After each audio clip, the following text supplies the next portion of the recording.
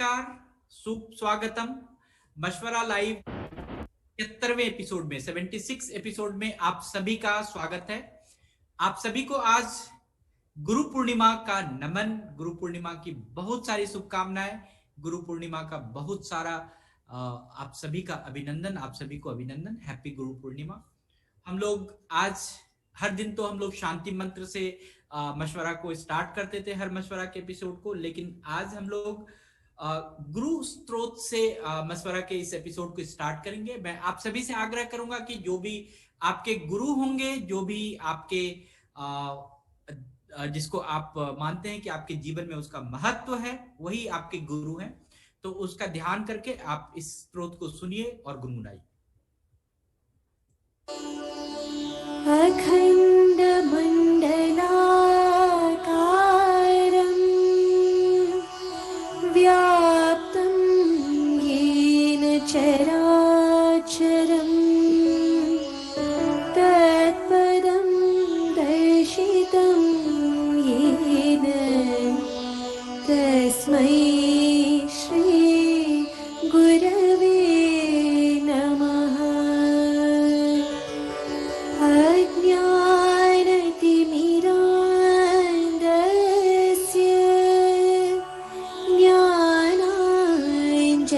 शलाकया चक्षुरुन्मीलितं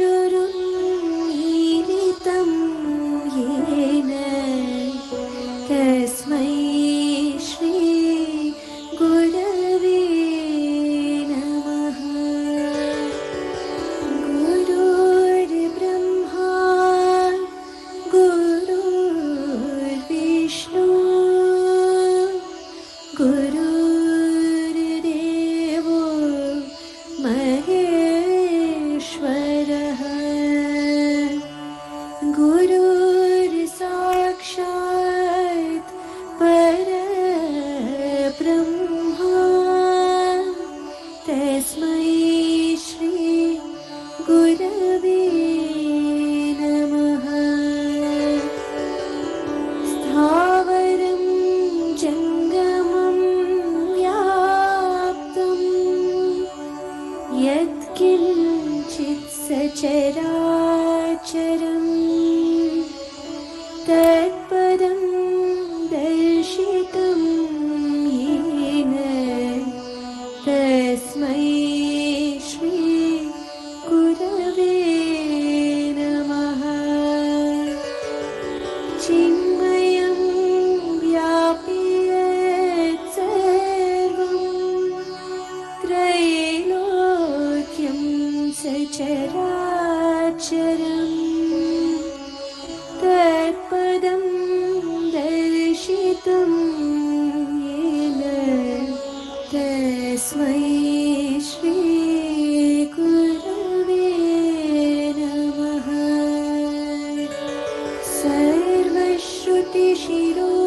सर्वश्रुतिशिरोरत्न विराजितपदाम्बुजः वेदान्ताम्बुजसूर्यो यः तस्मै श्री गुरवे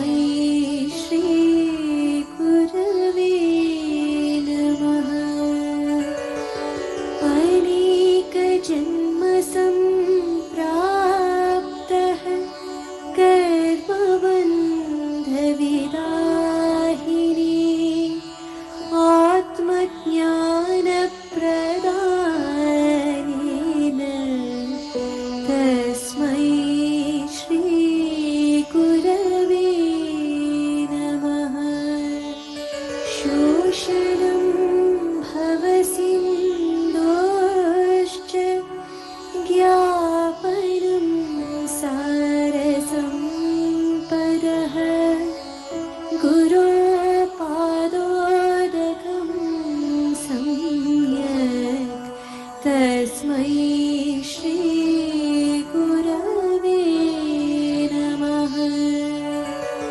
न गुरोरधिकं तत्त्वं न गुरोरधिकं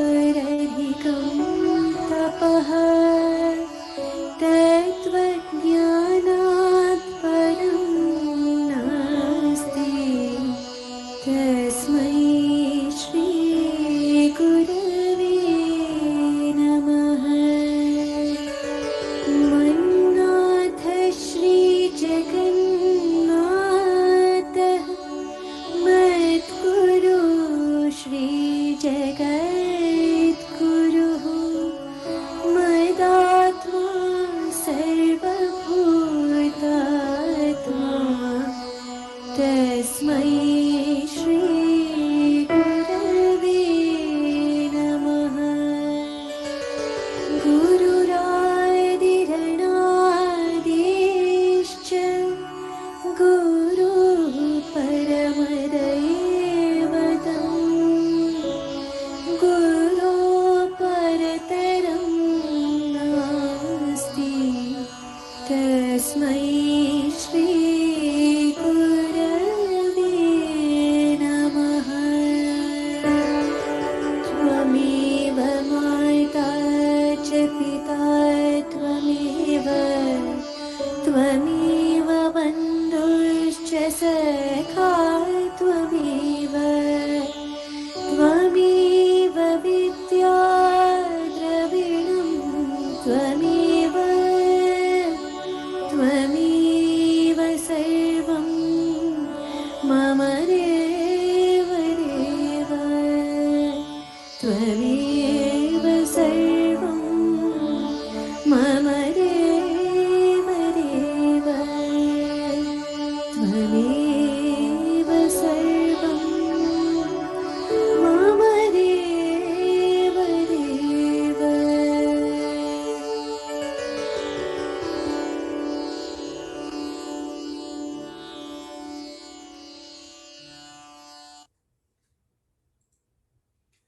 बहुत बहुत धन्यवाद। मुझ में लगता है कि बहुत सारे लोगों ने गुरु ब्रह्मा गुरु विष्णु गुरुदेव महेश्वर सुना होगा, लेकिन ये पूरा मंत्र इतना बड़ा है। तो आज हमने आप सभी को उस मंत्र का आभास कराया। This is Alok. I am 24/7 serving for Manovikas family with my sweet daughter and my dedicated wife and one special national awardee. As a rehabilitation specialist for persons with intellectual and developmental disabilities, I love and celebrate diversity every moment in my life. You are welcome in the special episode of basic elements of Nad Bindu Yoga or Nad Yoga. And this Maswara, I would like to tell you here, this Maswara is the segment of the National Workshop on Vedic Music and Dance Therapy. It is going on, and from 23rd to 25th July, and we have requested all the esteemed participants to join Mashwara, and thank you all for joining here. Maybe inconvenience has caused something, so we deeply regret for that. So आज के हम नाद बिंदु के इस विशेष मशवरा में हमने गुरु की स्तुति की, और उसमें था कि जो गुरु है वह ही नाद बिंदु का ज्ञान दे सकता है आपको। जो साउंड है वह एनर्जी है, इसका ज्ञान आपको गुरु प्रदान कर सकता है। तो हम उस अभी हमारे पता नहीं हमारे गुरु कौन है, हमें नहीं पता, लेकिन हम हर व्यक्ति जो है अपने परम पिता परमेश्वर को जो जिसमें लगती है कि आपको बहुत ऊर्जा है, उसको आप गुरु मान सकते हैं। तो हम लोग एक सिंपल सा मैं आप सभी के सामने इस नाद बिंदु को अगर हमें साकार करना है, हमें नाद योग की सिद्धि करनी है, हमें नाद योग के बारे में जानना है, नाद योग से हमें ज्ञान उत्पन्न करना है, तो उसके लिए हमें प्रार्थना करना चाहिए। और हम हे परमपिता परमेश्वर, हम आपसे प्रार्थना करते हैं कि मेरी वाणी में, मेरे मन में अच्छी तरह से आप स्थित हो जाएं। मेरे परमेश्वर, आप हमारे लिए जितने भी व्यक्त और अव्यक्त प्रकाश है, जिस प्रकाश को हम देख नहीं सकते या हमें लगता है कि हम कुछ प्रकाश को देख रहे हैं, उन सब के लिए आप हमारे लिए प्रकट हुए। हे प्रभु, वेद शास्त्र में जो भी सत्य बताए गए हैं, मैं उन सब को अपने मन में अपने वाणी के द्वारा सीख लूं। आप अपना सीखा हुआ ज्ञान कभी नहीं भूलूं, पढ़ने में लिखने में दिन रात एक कर दूं, और मैं हमेशा सत्य ही सोचूं, मन हमेशा सत्य ही बोले, सत्य हमेशा हमारी रक्षा करे और मेरे आचार्य की रक्षा करे, मेरे गुरु की रक्षा करे, और रक्षा करे मेरे गुरु की, मेरे आचार्य की, मेरे परिवार की, मेरे सभी मित्रों की, सभी जनों की। और ओम शांति शांति शांति। ये जो है नाद ब्रह्म नाद बिंदु का जो उपदेश है, या आज हम लोग जिस उस विषय पर जब बातचीत कर रहे हैं, तो हमेशा नाद बिंदु उपदेश से पहले या नाद बिंदु आप प्रैक्टिस करने से पहले ये एक आपको संकल्प, एक तरह की प्रार्थना करनी चाहिए, और यह पहला स्टेप होता है। और मैं बताना चाहूंगा कि जो भी चीज मैं आज बोल रहा हूं, नाद बिंदु उपनिषद से बोल रहा हूं, और यह नाद बिंदु उपनिषद जो है वह ऋग्वेद का एक हिस्सा है, और इस उपनिषद में 3 अध्याय हैं, और पूरी तरह से यह उपनिषद ओंकार को हंस के रूप में बताया गया है कि जो ओंकार है, ओम जो है वह हंस के समान है, हंस पक्षी के समान है। उपनिषद में ओम की 12 मात्राएं बताई गई है, और उपनिषद में ओम का ध्यान करने से उस पर उसका अलग अलग क्या फल होता है, क्या ज्ञान होता है, उसके क्या प्रारब्ध होते हैं, उसके बारे में बताया गया है। और नाद के द्वारा मन को कैसे संयमित किया जाए, उसके बारे में बताया गया है। तो हम लोग आज हम इसी चर्चा पर बातचीत करेंगे, और हमारे साथ बहुत सारे लोग हैं जो अभी एक नाद बिंदु को कुछ समझ चुके हैं, नाद योग को पहले भी समझ चुके हैं। VDMT के जितने भी 60-50+ लोग हैं वो पहले इसको थोड़ा सा समझे हैं, और हमारे पास जो सचेतन में जो ज्वाइन करते हैं उनको भी थोड़ा सा उनके बारे में, इसके बारे में पता है, क्योंकि वह भी डेली नाद को प्रैक्टिस करते हैं। और जिनके लिए नया है, मैं आपको आपके क्लीनिंग के लिए, आपकी सफाई के लिए हम लोग एक एक्सरसाइज करेंगे पहले, तभी हम इस नाद बिंदु को समझ पाएंगे, और तभी यह नाद बिंदु हमारे लिए बहुत ही उपयोगी होगा। और जैसे हमने कहा कि नाद बिंदु के लिए हमें सबसे पहले बहुत जरूरी है कि हमें संकल्प लेना, प्रार्थना करना, तो वो हमने कर लिया। और जब हम यह एक्सरसाइज करेंगे, इसके लिए मैं आपको थोड़ा सा एक विस्तार, हल्के से विस्तार में बताना चाहता हूं कि नाद योग जो है वह खुशी के लिए, और आधुनिक विज्ञान में अब यह साबित हो चुका है और साबित हो भी रहा है कि हमारा जो अस्तित्व है, वह जो इस पृथ्वी का अस्तित्व है, जिस ये हमारी दुनिया का अस्तित्व है, इवन विज्ञान की दुनिया का भी जो अस्तित्व है, वह पल भर के लिए, कुछ भी हो सकता है, पल में प्रलय हो सकता है। आप देखते होंगे कि बहुत बड़े बड़े डिजास्टर्स हो जाते हैं और उस पर मनुष्य या विज्ञान का काबू नहीं हो पाता। तो यह सारा अस्तित्व जो है वह, उस अस्तित्व में एक कंपन हो रहा है, और उस कंपन को ही हम ध्वनि कहते हैं। पूरे हमारे आसपास पूरी कायनात में एक कंपन है जिसको हम ध्वनि कहते हैं, इसलिए सारा अस्तित्व ही एक ध्वनि मात्र है।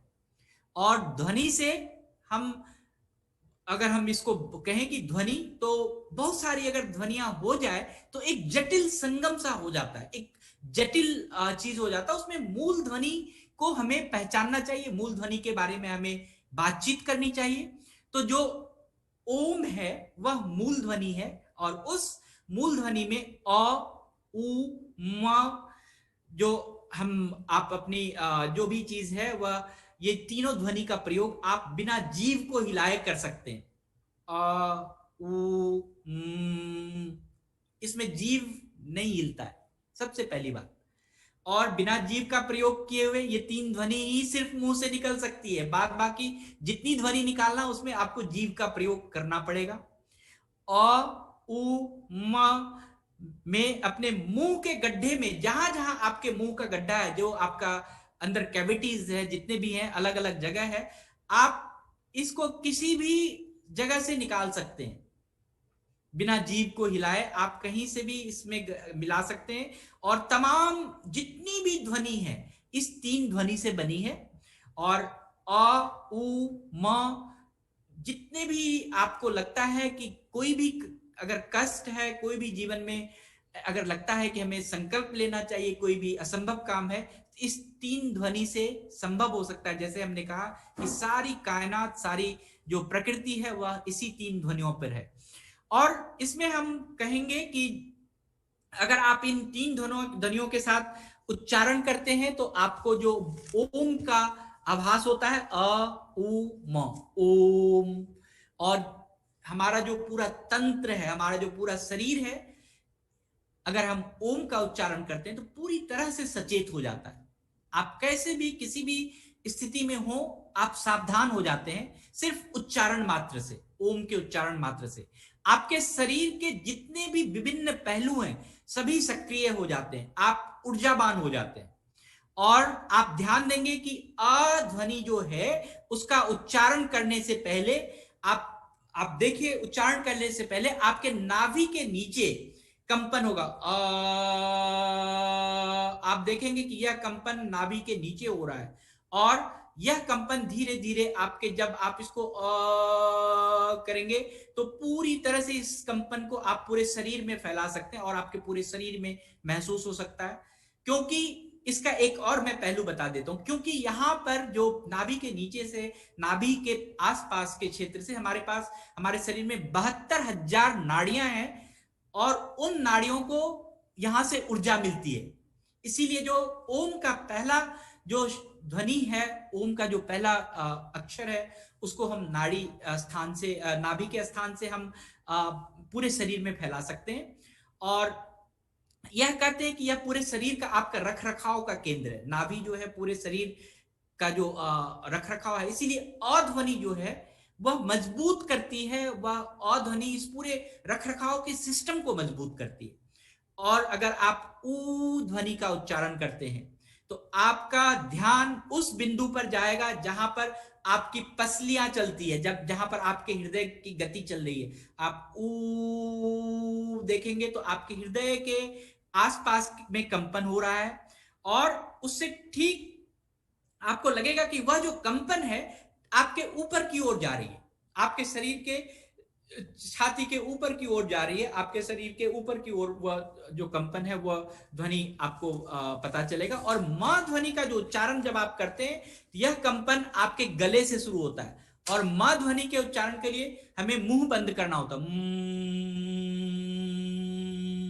और यह आपके गले से शुरू होता है, और यह जो है शरीर के ऊपरी हिस्से में पूरी तरह से आपके मस्तिष्क में फैल जाता है। और इस तरह से अगर मैं कहूं कि पूरे ध्वनि इस अ उ म से पूरे आपके शरीर में एक ध्वनि कम उत्पन्न होता है।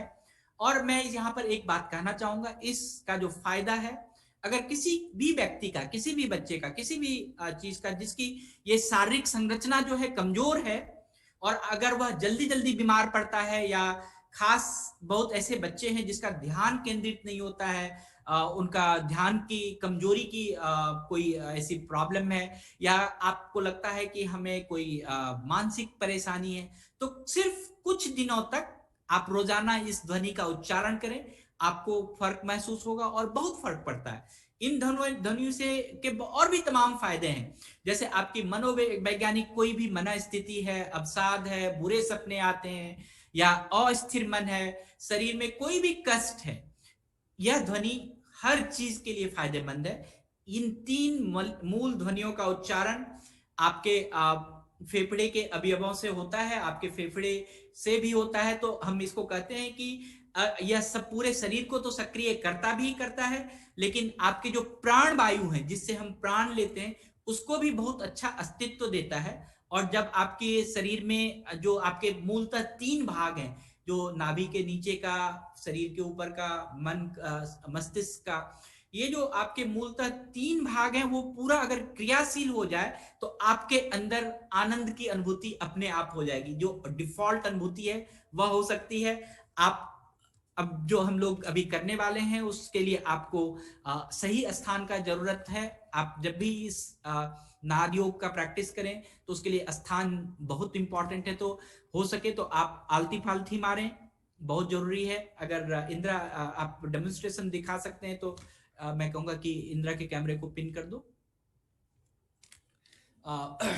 और आलथी पालथी मारने के बाद आप अपने हाथ को ऐसे रखें और इसको आप अपने दोनों ही जांघों पे रख लें, हाथ को ऊपर करते हुए, और बड़े अच्छे से बैठें, बड़े ध्यान पूर्वक बैठें। और उसके बाद आप अपने हथेली को ऊपर रखें और उसको जांग पे रखें। फिर अभ्यास हम शुरू कर रहे हैं। अभ्यास शुरू करने से पहले आप निर्देशों को सुने और जो जो हम आपको कह रहे हैं उस निर्देश को पहले समझ लें। फिर उसके बाद हम इस अभ्यास को करेंगे और हम बता देंगे कि आपको कितनी बार करना है, इसी निर्देश में आपको पता चलेगा। तो सबसे पहला जो अ शब्द है, उसके लिए हमें पूरी तरह से मुंह खोलना है।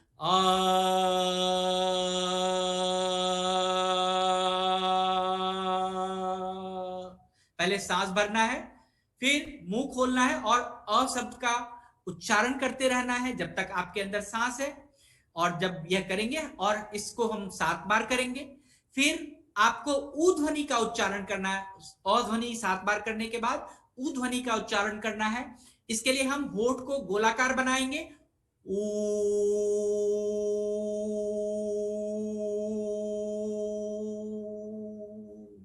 इसको भी हमें 7 बार उच्चारण करना है।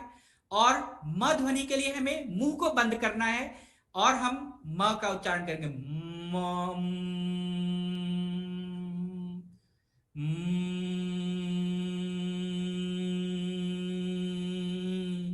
इसको 7 बार करना है। हम आपसे यह आग्रह करेंगे कि इस एक्सरसाइज के दौरान, इस अभ्यास के दौरान आपके शरीर में जो भी कंपन हो रहा है उसको जरूर महसूस करने की कोशिश करें, और इसके बाद आपको बहुत ही अच्छा लगेगा। इस पूरे एक्सरसाइज में आप अपने आंख को बंद रखेंगे, मैं यहां पर काउंट करूंगा 7 बार।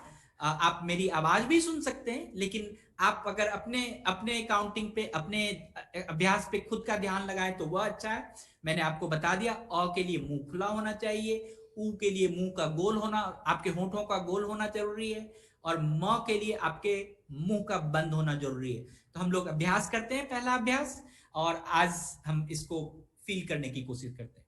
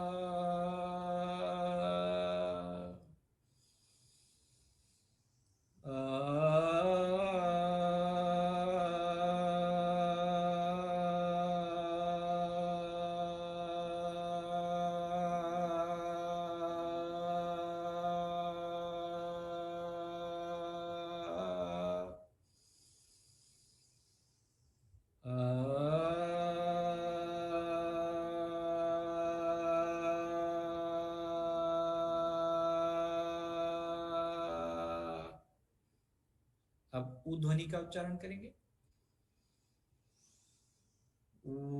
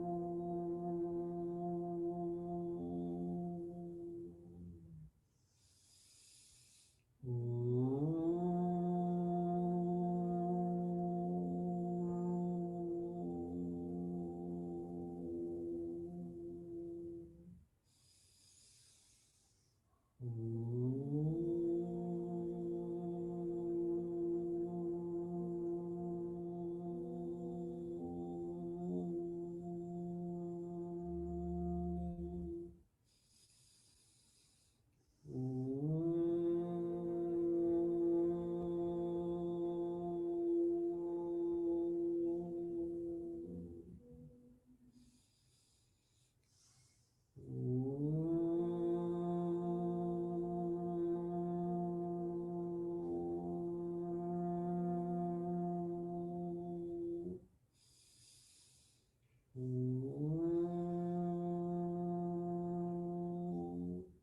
म ध्वनि का उच्चारण करेंगे।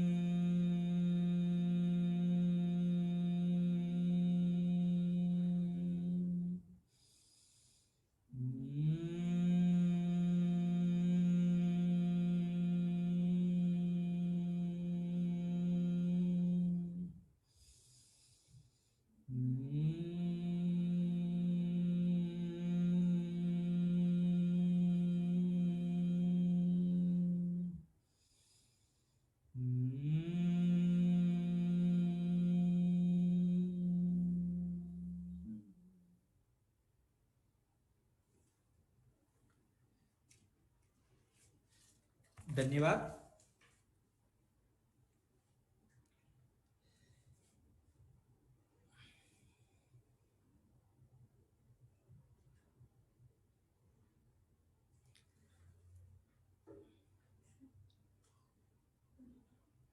अगर आपको कोई भी वाइब्रेशन, कोई भी अच्छा महसूस हुआ, सावधानी से अगर लगता है कि आपके कहीं पर किसी भी क्षेत्र में, हृदय क्षेत्र में, शरीर के किसी भी क्षेत्र में किसी तरह का कोई कंपन, किसी तरह की चीज है, तो अच्छा है। नाद ध्वनि का, नाद योग का यह पहला चीज है जिसको कि हमें महसूस करना बहुत जरूरी है। अगर हम इसको महसूस करते हैं, इसको फील करते हैं, तो हम, जो भगवान है, ईश्वर है, वो हमारे शरीर को एक माध्यम दिया है कि जिससे हम फील कर सके कोई चीज। और यह जो ओम शब्द है, इससे हम फील कर सकते हैं। और हम आपसे प्रश्न भी लेंगे, हम आपके बहुत सारे चीज का निदान भी जितना हो सकेगा हम करने की कोशिश करेंगे। मैं जो चर्चा है उसको थोड़ा सा और आगे बढ़ाता हूं, और फिर हम दूसरा एक्सरसाइज भी इसके बाद करेंगे। जो प्रणव, प्रणव का अर्थ होता है ओंकार। ओंकार को हंस के रूप में दर्शाया गया है।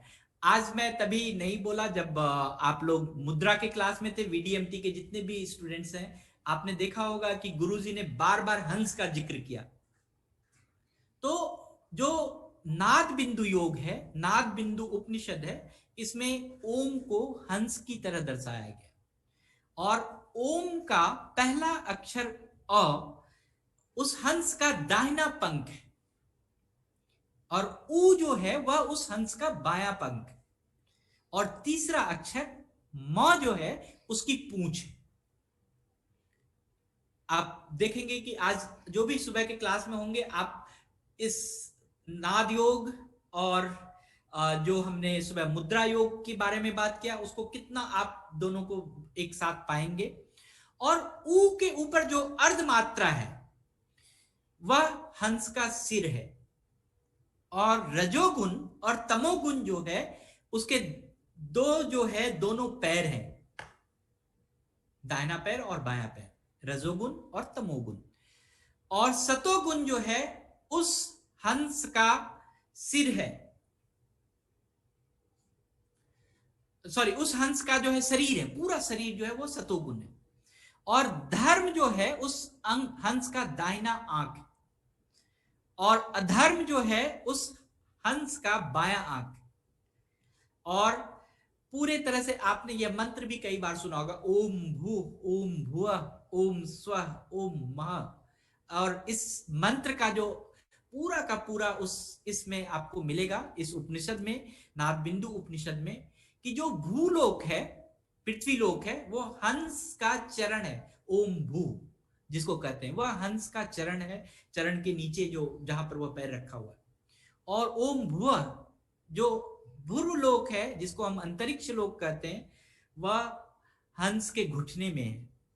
और स्वर्ग लोक ओम स्व वह हंस के कमर में है, और ओम मह जिसको हम देवलोक कहते हैं वो हंस की नाभि में स्थित है।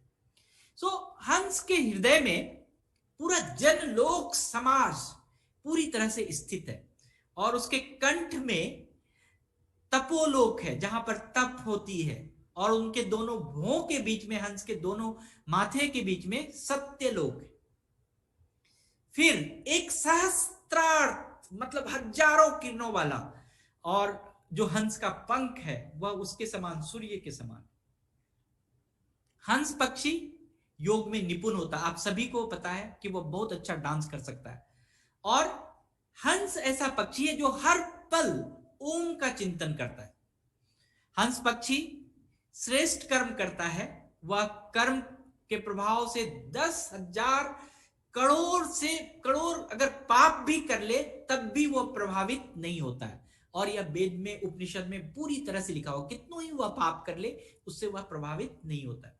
तो हंस को ओम मंत्र का पूरा एक रूप दिया गया है, और वह पूरे वेद पुराण हर जगह रखा है कि आप हंस को एक एग्जाम्पल मानिए, एक उदाहरण मानिए, और अपने अंदर अपने आप में समाविष्ट करने की कोशिश कीजिए कि क्या आप हंस के समान हो सकते हैं। जो पहली मात्रा अ है ओम का, वह अग्नि देवता है, और अग्नि देवता सभी देवताओं के अध्यक्ष हैं, चेयरपर्सन है वो। और दूसरा जो है ऊ, वो वायु देवता के रूप में है, और जो म है वह सूर्य के गोले के रूप में तेज है। और अंतिम जो अर्ध मात्रा है जो ओम में, वह बुद्धिमान लोग होते हैं। जो सबसे बुद्धिमान कौन है? वो वरुण देवता है, जल के देवता जो है वो सबसे बुद्धिमान है। तो इस तरह से पूरे जो हमारे अधिष्ट देवता है वह ओम मंत्र में समाये हुए हैं। और जो पहली मात्रा हम इसमें हमने आपको कहा कि ओम को अगर हम प्रत्येक मात्रा में देखें, जो अ, उ, म और जो अर्थ बिंदु है, हर मात्रा के 3 अलग अलग और पार्ट हैं, 3 अलग अलग और हिस्से हैं। तो इस प्रकार हम ओंकार को देखें तो ओंकार को जानने के लिए, ओंकार को धारण करने के लिए हमें 12 कलाओं में से 12 मात्राएं, 12 पार्ट हैं ओम के, 12 हिस्से हैं, और उस 12 कलाओं को हमें बड़े एकाग्रता से जाननी चाहिए। क्योंकि अगर हम ओम के कोई भी लय को, 12 कलाएं मतलब उसमें 12 लय हैं, और उस 12 लय में अगर हम बड़े ही निपुण हो जाएं, उस 12 मात्राओं में हम घुस जाएं, उस 12 मात्राओं का निरंतर हम अपने आप को धारण करें, अपने स्वर में धारण करें, उस 12 मात्राओं का रूपांतरण हमें देखने के लिए मिलेगा। और इस नाद बिंदु उपनिषद में लिखा गया है। इस 12 मात्राएं कौन कौन है वो भी मैं आपको बता देता हूं कि पहली मात्रा का नाम है घोषणी, दूसरी मात्रा का नाम है विद्युत माली, तीसरी मात्रा का नाम है पातांगनी, चौथी मात्रा का नाम है वायु बेगनी, और 5वीं मात्रा का नाम है नामधेय, छठी जो है वह इंद्रिय है, 7वीं वैष्णवी है, 8वां शंकरी है, 9वां महती है, 10वां जो है घृति है, ध्रुव जिसको हम कहते हैं, 11वां जो है वो नारी है जिसको मौनी के रूप में कहा गया, और 12वां जो मात्रा वो ब्राह्मी है। तो यह जो 12 मात्राएं हैं, और यह पूरी तरह से डिटेल लिखा गया इसमें, मैं तो आपको बहुत ही सार बता रहा हूं। अगर इसमें पूरे उपनिषद में यह बात लिखी गई है कि अगर मनुष्य या कोई भी, इवन कि मोर का एक एग्जाम्पल आपको एक पक्षी के रूप में दिया गया, कोई भी अगर सुनता भी है इसको, अगर आपके आसपास कोई जानवर भी इस मंत्र को सुनता तो उसका भी प्रभाव है। उसका प्रभाव कैसे? मैंने कहा कि जितने भी शब्द की उत्पत्ति हुई है वो ओम उसका मूल कारण है। पूरे संसार, पूरी सृष्टि का कारण, पूरे संसार में ओम जो है बहुत ही महत्वपूर्ण है, ऊर्जा का स्रोत। तो आप किस ऊर्जा में आपकी मृत्यु होती है वह बहुत महत्वपूर्ण है। जो हमारा पूरा विज्ञान, वेद और विज्ञान है, इसमें बहुत ही इंपॉर्टेंट है आपका काम, आपके काम के बाद आपका जो भी उसका परिणाम है, और परिणाम के बाद आपकी मृत्यु।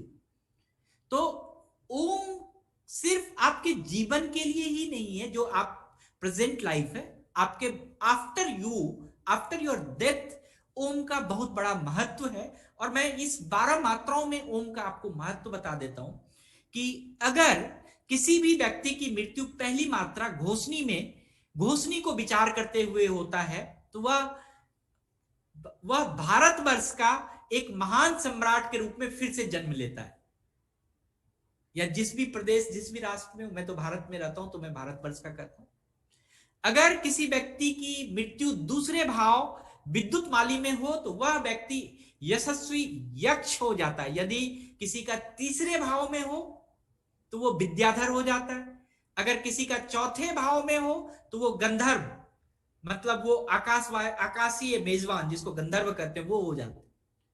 अगर किसी की मृत्यु पांचवी अर्थात पांचवी मात्रा जो है वो पंचम मात्रा अर्थात अर्ध मात्रा में होती है तो वह चंद्रलोक में जाता है, और जिसमें वह देव का पद या देव की महिमा मंडल जो है उसका वहां पर, या देव जैसी महिमा मंडल उसका होता है।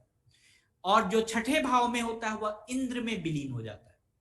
यदि सप्तम भाव में अगर किसी का मृत्यु हो तो वह विष्णु के आसन पर पहुंचते हैं, और अगर आठवें भाव में किसी प्राणी का मृत्यु हो तो वह समस्त देवी देवताओं का जो स्वामी रुद्र है वह उसके समान हो जाता है।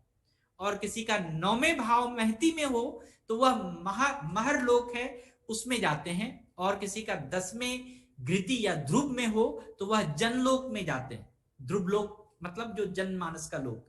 और किसी का 11वें में हो, जो इसको तपोलोक कहते हैं, 11वें भाव में हो तो वह तपोलोक में जाते हैं। और जिसका 12वें भाव में किसी की मृत्यु होती है तो वह ब्रह्म की शाश्वत अवस्था को प्राप्त करते हैं, जिसको कि फिर दोबारा मृत्यु कहते हैं, जन्म और मृत्यु का मोक्ष खत्म हो जाता है। तो इसलिए भी ओम का जो उच्चारण है, यह जो नाद है, इसलिए भी है कि हम सिर्फ जो अभी प्रेजेंट लाइफ है उसके लिए ही नहीं, अगर हम इसी क्षण हमारे पल में कुछ प्रलय हो जाता है और अगर हम ओम का धारण करके रखते हैं तो हमारे मृत्यु के बाद हम जिस भाव में हम ओम को सोच रहे थे उस भाव में हमारा पुनर्जन्म या हमें मोक्ष मिल सकता है। तो ये एक आत्मज्ञान का विषय है। तो जिसमें कहते हैं, इसमें पूरा लिखा हुआ है कि जो बुद्धिमान व्यक्ति है वह अपना जीवन हमेशा सर्वोच्च आनंद को जानने में व्यतीत करता है, और पूरी तरह से वो प्रारब्ध कर लेता है कि आनंद कैसे आए। तो हमारे बहुत शास्त्रों में बहुत जगह लिखा हुआ कि अगर हम पिछले कर्म के या हमारा जो भी कर्म है वही कर्म हमें आनंद देता है। जैसा हम काम करेंगे वैसा ही आनंद देगा, बिना किसी का शिकायत किए हुए, बिना शिकवा गिला किए हुए आप अगर काम करते रहे तो वह आपको आनंद देगा। जैसे ही आप इस भाव को भूल जाते हैं तो आपको हर व्यक्ति का बात आपके जीवन में आपको इफेक्ट कर सकता है। इसीलिए जो आपका एक ओम का प्रारब्ध है, ओम से जो आनंद है उसको जरूर लेते रहिए।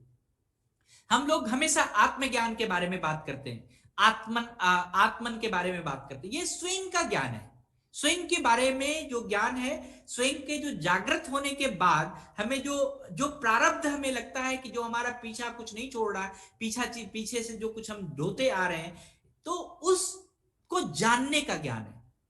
और यही आत्मज्ञान हमें क्या करता है, हमें तत्व ज्ञान के बारे में देता है, सत्य का ज्ञान देता है कि क्या चीज सत्य है, क्या चीज असत्य है। अगर जब आनंद आपके जीवन में आता है, आप महसूस करते हैं, तो आपके शरीर में या आपके आसपास में सब चीज वो झूठा लगने लगता है, असत्य लगने लगता है, एक सपने की तरह लगने लगता है। जैसे मैं यहां पर एक एग्जाम्पल कहूं कि एक भ्रमवश अगर आप किसी रस्सी को सांप समझ लीजिए तो क्या होता होगा, तो आपको लगता होगा कि यह सांप है या कुछ है, काट लेगा। और जैसे ही आपका वो भ्रम टूटता है कि नहीं ये सांप नहीं ये रस्सी है, तो क्या होता है, आपका पूरा भ्रम गायब हो जाता है, पूरा आपका सोच बदल जाता है, आपकी खुशी हो जाती है। तो सिर्फ इतना ही चीज है कि जो भ्रम में अगर हम हैं, अगर हम उसको छोड़ें और एक सच्चाई की तरह से अगर हम जिए, तो ओम जो है वह आपको इस भ्रम के रास्ते से भी बचा सकता है। और इसके करने के लिए हमेशा एक सिद्धासन की मुद्रा या वैष्णवी मुद्रा या आप जो हमने बताया उस तरह के मुद्रा में अभ्यास करना चाहिए। और योगी को हमेशा जो अपना है ये हाथ, ये इंपॉर्टेंट है, हाथ की मुद्रा हमने एक ऐसे बताया, ये बेसिक चीज बताया जिससे कि ओम का अगर आप उच्चारण करते हैं तो आपके शरीर में कंपन महसूस होता है। हम लोग कुछ क्षण यहाँ पर रुकेंगे और फिर हम लोग एक और अभ्यास करेंगे जिसमें कि ओम की जो आवाज है वो कब सुनाई देना बंद कर देता है, और जब ओम का आवाज आपको सुनना बंद हो जाएगा तभी आपके शून्य, तभी आपके मोक्ष की अवस्था होती है, तभी आपके आनंद की अवस्था होती है। तो उसके बारे में भी हम लोग बातचीत करेंगे। अगर इस बीच में किसी को कुछ कहना हो, किसी को ऐड करना हो, तो प्लीज आप बोल सकते हैं, आप अपना माइक अनम्यूट कर सकते हैं। हमारे बीच स्तुति कक्कड़ मैम भी हैं। Ma'am welcome you. किसी को भी कुछ बोलना हो तो you can unmute your mic.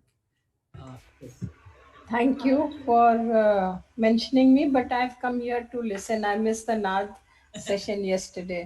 Thank you ma'am.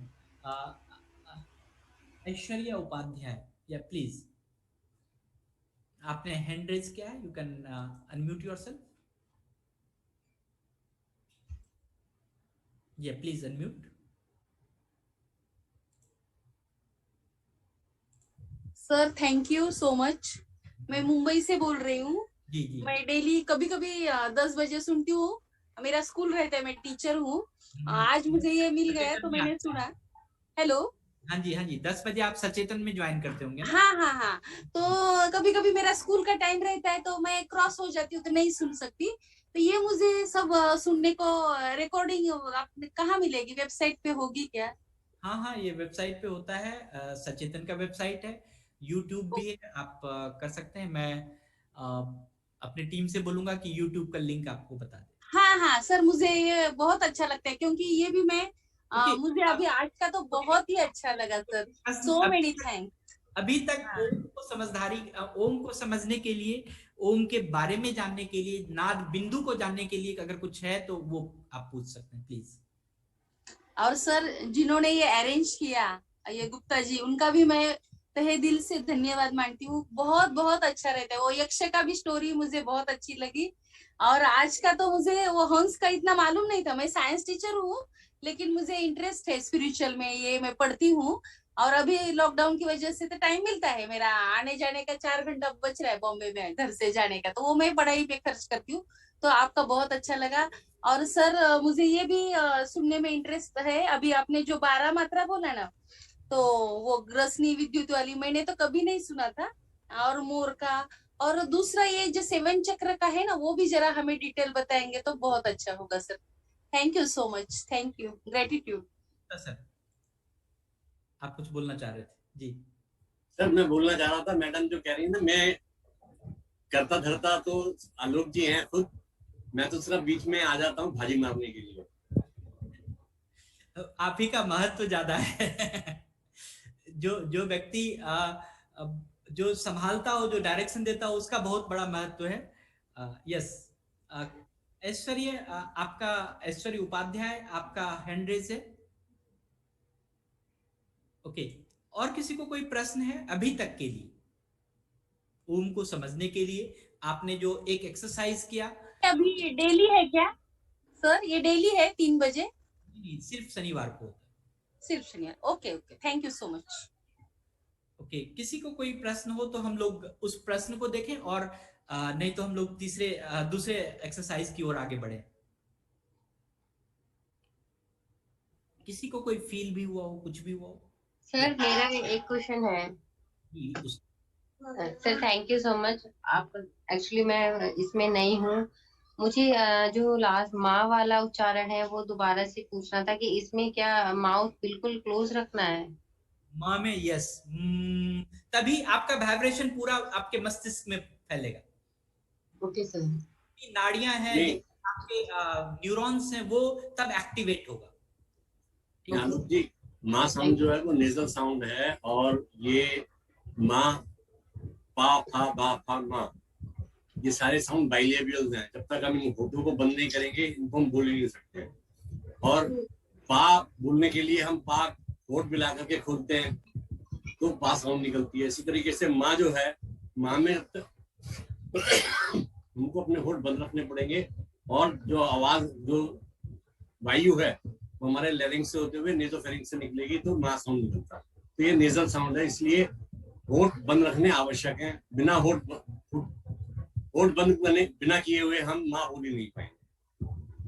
हाँ सर, एक चीज पूछनी थी इसमें ब्रीदिंग का, जैसे हम पहले ब्रीथ करें उसके बाद ब्रीथ इन और ब्रीथ आउट का ऐसे क्या प्रोसेस रखना चाहिए? आप जब तक उच्चारण कर रहे हैं तब तक उसी क्रम में ब्रीथ को आउट कीजिए। आपने पहले सांस भरी, हाँ हाँ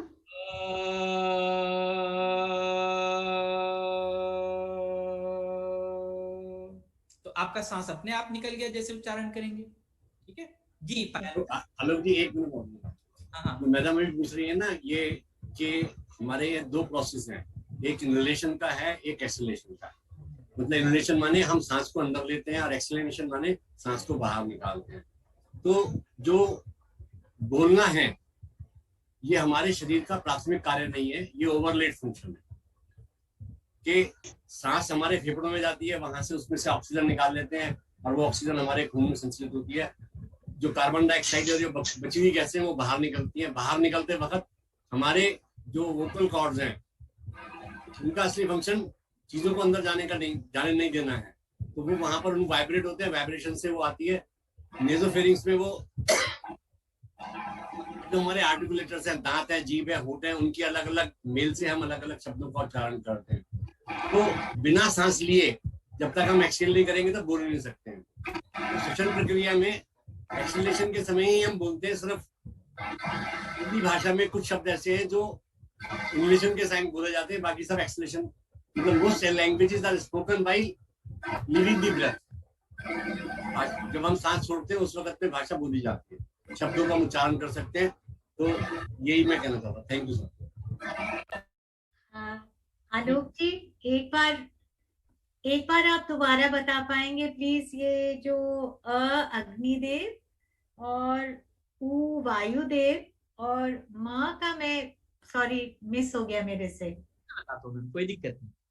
हमने बताया कि ओम को सबसे पहले हमने बताया कि ओम हमारे हंस पक्षी के समान है, उसमें हंस पक्षी के सभी अंगों का वर्णन किया। और उसके बाद बताया कि अ, उ और म ये जो है हमारे तीन बहुत ही महत्वपूर्ण देवताओं का वर्णन है। इसमें अ जो है अग्नि देवता जिसको हम अध्यक्ष कहते हैं उसका वर्णन है। दूसरा जो उ जो है वह वायु देवता के रूप में है। म जो है वह सूर्य के गोले की तरह है, सूर्य देवता की तरह है, उसमें बहुत तरह का तेज है। और जो अंतिम अर्ध मात्रा है ओम में वह बुद्धिमान लोगों के का सूचक है, जिसको हम वरुण देवता कहते हैं। जल के अधिष्ठ देवता जो है वरुण होते हैं, उसके रूप में जानते हैं। Thank you so much. जी जी कथकली जी बोलिए। आप अनम्यूट कीजिए मैम पहले जी। हाँ सर, वो जो आप हंस का रूप वो आपने डिस्कस किया था, तो वो एक बार रिपीट हो सकेंगे? जरूर होगा। तो मैं आपको बता दूं कि जो हंस है उसको ओम, आप चलिए मैं उतना नहीं जाना चाहता हूँ ज्यादा डीप उसमें, लेकिन मैं ओम शब्द को हंस में आप देख सकते हैं। और जो ओंकार बिंदु उपनिषद है उसमें पूरे हंस पर ही ये ओम को दर्शाया गया है। जो प्रणव ओंकार है उसको हंस के रूप में इस तरह से दर्शाया गया है कि जो पहला अक्षर अ है उसका दाहिना पंख है, जो उ है वह उसका बाया पंख है, तीसरा अक्षर जो म है उसकी पूंछ है, और जो ओम की अर्ध मात्रा है चांद बिंदु को कहते हैं वह उसका सिर है। रजोगुण और तमोगुण दोनों उनके पैर में है। सतोगुण हंस का शरीर है। और धर्म जो है उनकी दाहिनी आंख है, और जो अधर्म है वह उनका बाया आंख है। ओम मंत्र, आपने एक मंत्र सुना होगा, ओम भू ओम भुआ ओम स्व ओम मह ओम जना ओम तपह ओम सत्यम। ये सावित्री मंत्र है। गायत्री और सावित्री दो महामंत्र हैं। तो इसमें ये पूरे मंत्र जो है उसका भी जो विवरण है इस ओम में है। तो इसमें जो ओम भू आप सुने होंगे, जो पृथ्वी लोक है वह भी इस नाभ बिंदु में है, जो हंस के चरण में स्थित के समान है। जो भूलोक है, जो अंतरिक्ष लोक है, वो हंस के घुटने में है। जो स्वर्ग लोक है वो हंस के कमर में है। जो महलोक देवलोक है वह हंस के नाभि में स्थित है। जो हंस का हृदय है वह जनलोक है, जिसको हम समाज कहते हैं, जनलोक स्थित वो हंस के हृदय में है। और उसके कंठ में जो है तपोलोक, तप का लोक है। और जो भों दोनों माथे के बीच में जो भी बिंदु है वह सत्यलोक है, और जो उसका सहस्त्रार बहुत सारा जो बड़ा पंख है, जो हंस का वो पंख है वह किरण के समान है, और जो हंस पक्षी है वह योगी होता है, पूरी तरह से योग में निपुण होता है, वो हर पल ओम का चिंतन करता है, इसीलिए हंस पक्षी श्रेष्ठ पक्षी माना जाता है। और वह जो कर्म करता है उसका जो प्रभाव है बहुत ही महत्वपूर्ण है। अगर हंस पक्षी 10,000 पाप भी कर ले तब भी जो है उसको कोई किसी चीज से प्रभावित नहीं होता, उसका कोई प्रभाव नहीं होता उसके ऊपर। Thank you, thank you. और किसी को कुछ? ओके, तो हेलो हेलो हेलो, बोलिए बोलिए सरगम। नमस्ते सर जी। सर एक बात है, जो बच्चा हाइपर एक्टिविटी है, जो बच्चे हाइपर एक्टिविटी है वो बच्चे सिटिंग प्रॉब्लम है, तो उनके लिए क्या कर सकते हैं सर? मैंने कहा अगर आप ये नाद ओम का आप नाद बिंदु जो ये ओम का जो उच्चारण है इसका आप इसका सहारा ले सकते हैं। अगर वो बच्चा बोल पाए तो बहुत अच्छी बात है, नहीं तो आप उस तरह के एनर्जी क्षेत्र में उस बच्चे को ज्यादा समय बिताइए, देखिए उसमें प्रभाव पड़ेगा। थ्रू वीडियो ऑडियो जो भी आप ये भी बढ़िया देखिए इमिटेट करेगा, ठीक है? ओके। और कोई है किसी का? ओके, तो मैं फिर आप लोग हेलो सर। Yes please. मुझे कि अभी आपने बताया जैसे कि म जो 7 बार बोलना है, 7 बार, 7 बार, तो नॉर्मली मैंने सुना था जैसे कि हम लोग साथ में बोलते हैं, तो कैसे बोलना है? ऐसे साथ में बोलना है कि 7 बार बोलना है हर अक्षर? एक स्टेप लेते हैं हम लोग, अब साथ में भी बोलेंगे, लेकिन साथ में बोलने से उसका क्या प्रभाव होता है वो जानना पहले जरूरी है। हमने अ उ म 3 को अलग अलग बोले तो उसका प्रभाव हमें शरीर में पता होना चाहिए कि कहाँ उसका क्या क्या, हमें वो चीज जानना चाहिए।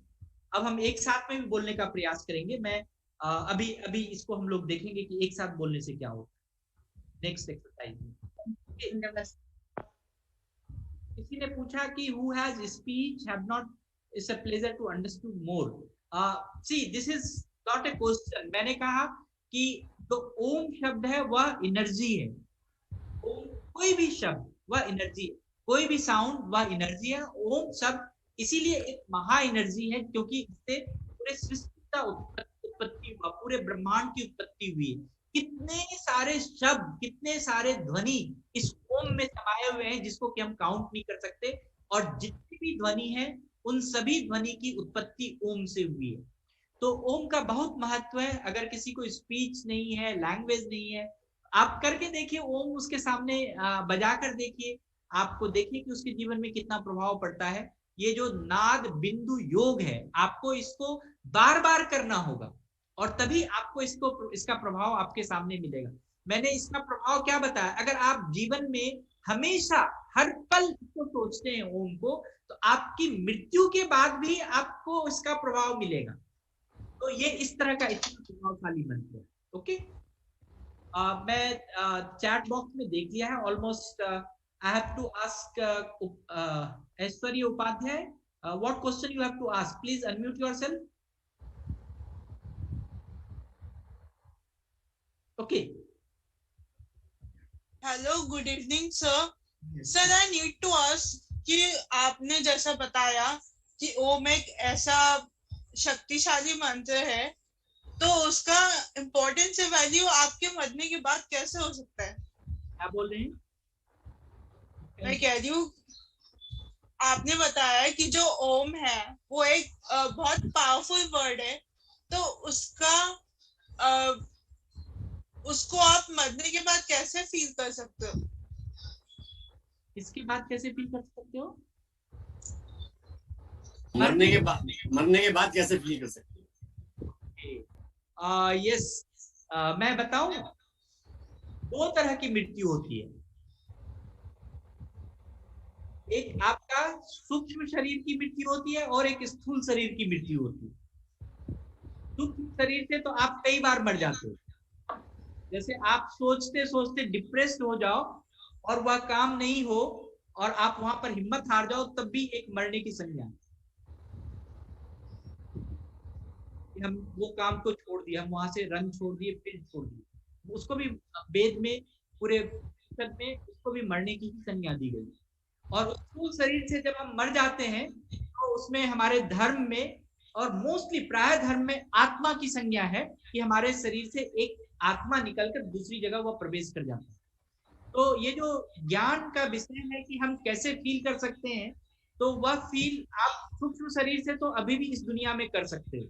आप कभी डिप्रेस्ड हो, कभी आपका मन टूट जाए, तो आप ओम को फील करके देखना, आप फिर से एनर्जाइज हो जाओगे। और मैंने ये नहीं कहा है, ये पूरे विज्ञान वेद ज्ञान शब्द का लिखा हुआ। सूक्ष्म शरीर में तो अभी आप फील कर सकते हो।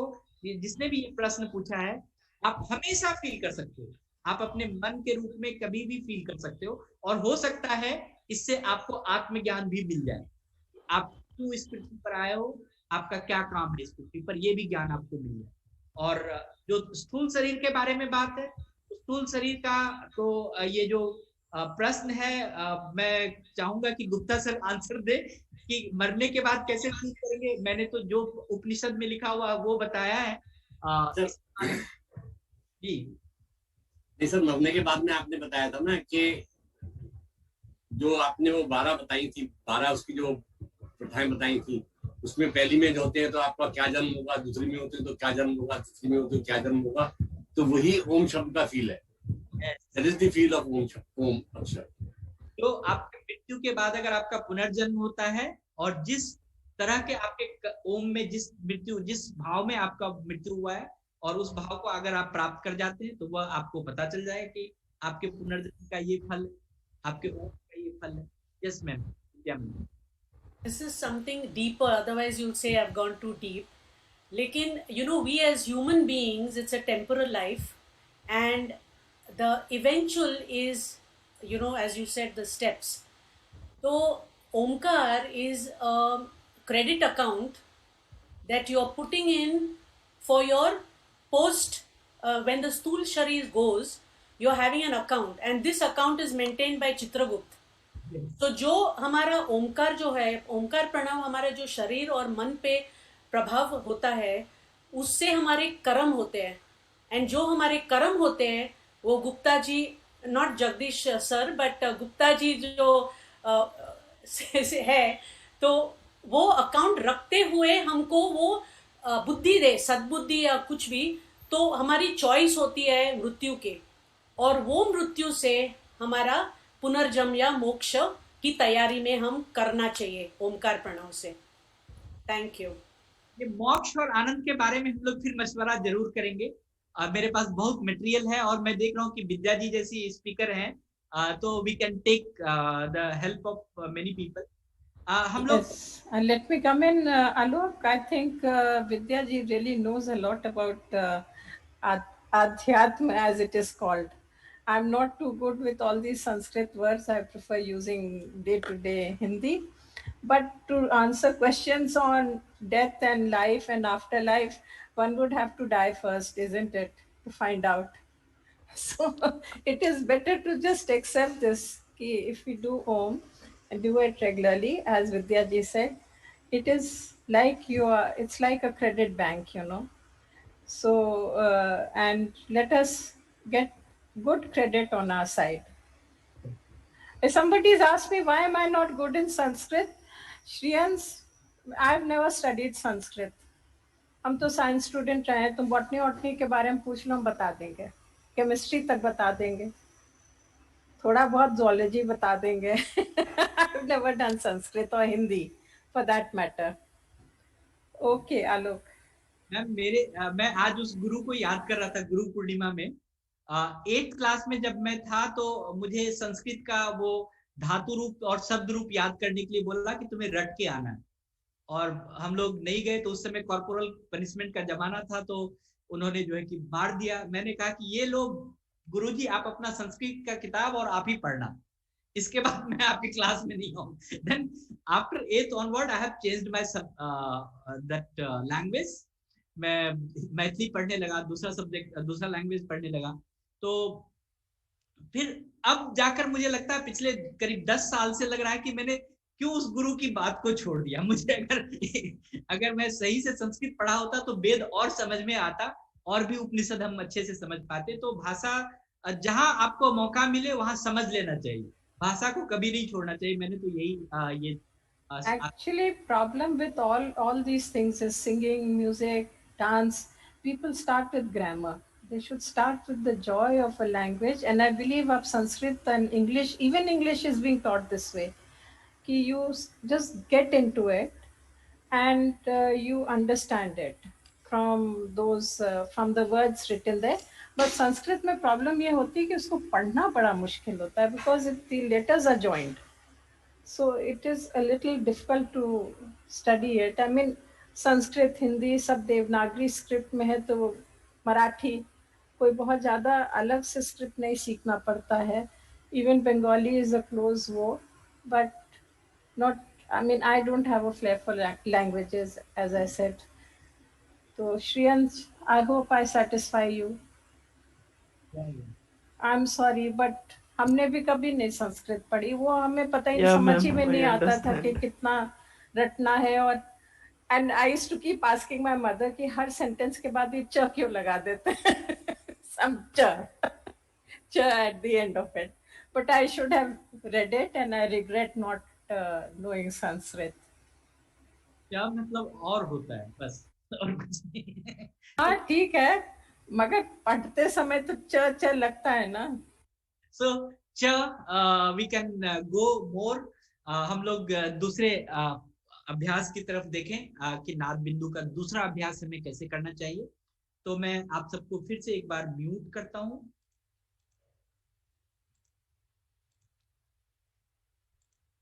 ओके, इस अभ्यास की शुरुआत के लिए फिर से आपको आसन बहुत आवश्यक है। किसी भी साधना के लिए, किसी भी सिद्धि के लिए, किसी भी ध्यान के लिए, किसी भी धारणा के लिए, धारणा मीन्स कि आपका कोई कंसेप्ट बन रहा है किसी चीज के बारे में, उसके लिए भी बैठना, एकाग्रचित होना बहुत जरूरी है। तो सिद्धासन हम हमेशा, हम लोग जितने भी मैं जितने भी किताबों में पढ़ा, जितने भी धर्म ग्रंथों में पढ़ा, तो नाद योग के लिए सिद्धासन बहुत जरूरी है। सिद्धासन का अर्थ है कि मैं यहाँ आज तो नहीं दिखा सकता हूँ, मैंने शायद जो BDMT वाले वर्कशॉप में थे तो उसको मैंने दिखाया था कि सिद्धासन का कैसा है। इंदिरा, अगर आप दिखा सकते हैं सिद्धासन में कैसे बैठा जाता है, तो आप डेमो इंदिरा के उसमें देख सकते हैं, प्लीज उसको पिन कर दो। या वैष्णवी मुद्रा, तो आप सिद्धासन अच्छा है, सिद्धासन बहुत ही शांत है और अच्छा योगिक मुद्रा है और इसमें बैठना चाहिए। और अब जो हम बातचीत करेंगे, जो हम एक्सरसाइज करेंगे, जो भी चीज कर रहे हैं, यह एक्सरसाइज आंतरिक ध्वनि को सुनने का है। अंदर में जो आवाज आएगा ओम के उच्चारण से, अभी तक तो अ उ म, इसमें आपने अंदर के वाइब्रेशंस को सुना है, लेकिन अगर दो चीज टकराता है तो कोई ना कोई ध्वनि उत्पन्न होता है। तो उस ध्वनि का, हमें उस ध्वनि को सुनने का अभ्यास करना चाहिए, और तभी हम नाद योग में अच्छे हो सकते हैं। नाद योग से हमें बहुत और ज्यादा प्रभाव मिल सकता है। तो जब भी हम उस बाहर की ध्वनि भी अगर आपके शरीर में जा रही है, और उससे भी बहुत सारा शरीर में आवाज होता है, लेकिन अगर आप कोई ध्वनि निकाल रहे हैं अपने शरीर में, उस समय भी बहुत सारा आवाज आपके शरीर के अंदर से सुनाई पड़ेगा। तो इस अभ्यास के शुरुआत में हो सकता है कि आपको कोई तेज आवाज सुनाई दे। जब मैं अभ्यास बताऊंगी कि कैसे करना, लेकिन मैं आपको पहले डिस्क्लेमर बता रहा हूं कि फिर वो आवाज जो है कि धीरे धीरे उसका पिच जो है कि वो आपको देखेगा कि सूक्ष्म आवाज आप सुनना शुरू करेंगे। जो तेज आवाज सुनाई पड़ रहा है, अगर आप इसको प्रैक्टिस करते हैं घर में, हो सकता है बहुत आपको बादल का गड़गड़ाहट, नगाड़े का आवाज, समुद्र का आवाज, मतलब इस तरह के आवाज सुनाई पड़ सकते हैं आपको। तेज आवाज का मतलब है कि ऐसी भी आवाज आपके शरीर के अंदर से आपको सुनाई पड़ सकता है। लेकिन धीरे धीरे जब आप इसको प्रैक्टिस करेंगे तो यह आवाज का जो चरण है वो कमता जाएगा। आपको घंटी के समान बांसुरी के समान, बीना के समान, मधुमक्खी के बजने के समान इस तरह का आवाज ध्वनि आपको, सूक्ष्म से सूक्ष्म ध्वनि आपको सुनाई पड़ेगा। तो जो आवाज का जो पिच है वो कम होना, जो आवाज का जो वॉल्यूम है वो कम होना, आपके अंदर के आवाज का वॉल्यूम कम होना, यह बहुत ही एक अच्छा सा मार्ग है कि आपको, जो मैं अभी भी किसी को बोला कि सूक्ष्म शरीर जो और स्थूल शरीर, इसके बारे में कि आप स्थूल शरीर से सूक्ष्म शरीर की तरफ जा सकते हैं। स्थूल शरीर हो गया कि हमारा जो बॉडी है, और सूक्ष्म शरीर है जो हमारा चिंतन है, हमारा जो मन है, जैसे हम हैं। तो उसको समझने का ये बहुत ही अच्छा मार्ग है। तो जब आप अपने मन को साध लेते हैं, जब आप अपने मन को अच्छे से समझ पाते हैं, तो क्या होता है, आप कहीं भी अच्छे से एकाग्र कर सकते हैं अपने आप को, किसी चीज में लीन हो सकते हैं, जो भी काम करेंगे वह काम सिद्ध हो जाए। खास करके स्टूडेंट्स के लिए यह बहुत ही अच्छा होता है कि अगर हम ओम को, ओम के नाद बिंदु का जो योग है, अगर हम इस तरह से करें और अपने आवाज को समझ लें और एकदम सूक्ष्म आवाज को भी सुन पाए, तो उसमें आपकी एकाग्रता जो है कि वो अति अच्छी होती है, अति उत्तम होती है। जब तक ध्वनि है तब तक मन का अस्तित्व है, ये बात आप समझ के रखिए। जब तक हम कोई चीज सुन रहे हैं तब तक आपका मन बहुत अच्छा से अस्तित्व कर रहा है, लेकिन ध्वनि के समाप्त होने से ही, जैसे ही आपको सुनना बंद हो जाएगा, जो मानस की जो आपके मन की स्थिति है, आपकी जो प्राण वायु की स्थिति है, उसमें उसका संबंध है इससे, कि जैसे ही आप आवाज कम होता है, या जो आवाज आपके आसपास का जो आवाज है, या आपके शरीर के अंदर का जो आवाज है वो कम हो जाए, तो आपके सांस लेने में भी आपको परेशानी हो सकती है, सांस लेने में भी दिक्कत हो सकती है। तो इसीलिए कभी कभी क्या होता है कि आप देखे होंगे कि बहुत सारे योगी, आप बहुत सारे महात्मा, वो कहते हैं, बड़े बड़े ऑपरेशन कराने जाते हैं, वो कहते हैं कि नहीं नहीं, आप जो है बिना हमें एनेस्थीसिया दिए हुए मेरा ऑपरेशन कर दीजिए। तो वह इस तरह से मन को साध लेते हैं, इस तरह से अपने ध्यान को साध लेते हैं कि वह अपने स्थूल शरीर को भी भूल जाते हैं कि हम, हमारे शरीर में कुछ है, और वह उसका ऑपरेशन हो जाता है, सारा चीज हो जाता है, कट जाता है, स्टिच हो जाता है, फिर वो अपने आप वापस आ जाते हैं इस शरीर में। तो ये योग की बात है, योग एक निरंतर एकाग्रता की बात है। तो एकाग्रता अगर ध्यान में, ध्यान के थ्रू लाना है, तो नाद योग सबसे इंपॉर्टेंट है। और आध्यात्मिक दृष्टि से, स्पिरिचुअल दृष्टि से आपको समझने के लिए, किसी भी चीज को समझने के लिए, खुद को समझने के लिए आपका स्थिर होना बहुत जरूरी है, आपका प्राण वायु का स्थिर होना बहुत जरूरी है। सांसें शांत हो जाए, आप बहुत ही शांत, बिना प्रयास के आप अगर शांत सांसें ले सकें, आपका जो बाहर का जो हलचल है वो, आप कितना ही हलचल हो उससे आपको कुछ नहीं पता चले, तो ये एक बहुत ही अच्छी स्थिति है। इसके लिए हम जरूर प्रयास करेंगे आगे आने वाले समय में कि और ध्यान योग को कैसे हम सही कर सकें। लेकिन आज जो अभी हम लोग अभी एक्सरसाइज करेंगे, इस नाद योग का एक्सरसाइज बहुत इंपॉर्टेंट है।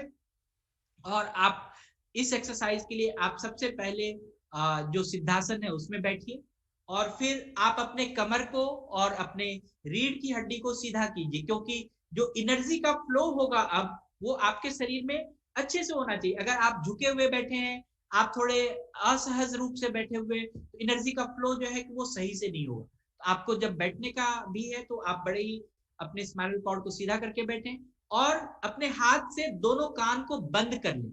अभी मत करें, मेरी बात सुनने के बाद बंद करें। जब आप ये प्रैक्टिस करेंगे तो दोनों कान को बंद कर लेंगे, और फिर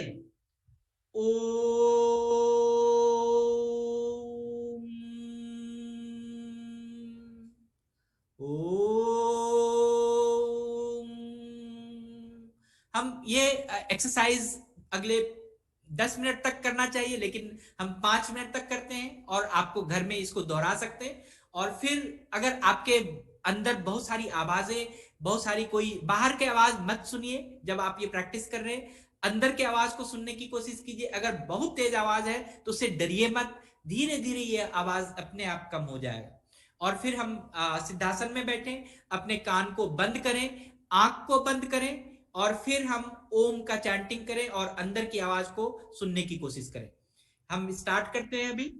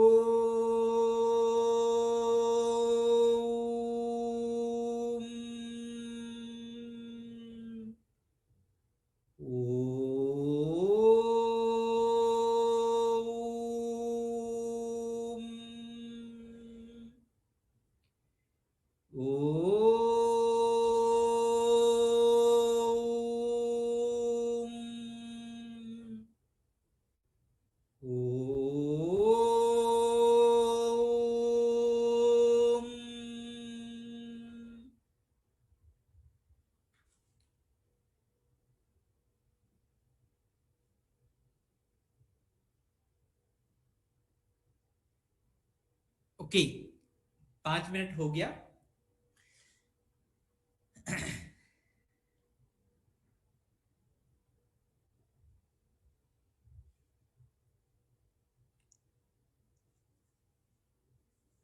ओके, जब आपको लगता है कि ये हम नाद बिंदु या नाद ध्यान, नाद योग, योग बिंदु, इसके बहुत सारे नाम हैं। अगर हम इसका प्रैक्टिस कर रहे हैं और हाथ को ऐसे रखने में दर्द होता है तो आप कोई चीज कान में डाल सकते हैं, मतलब कोई भी ईयरबड अगर आपको यूज कर सकते हैं, रुई यूज कर सकते हैं, जिससे कि बाहर का आवाज आपके अंदर नहीं आना चाहिए, उसके लिए हम इतना ही कहेंगे।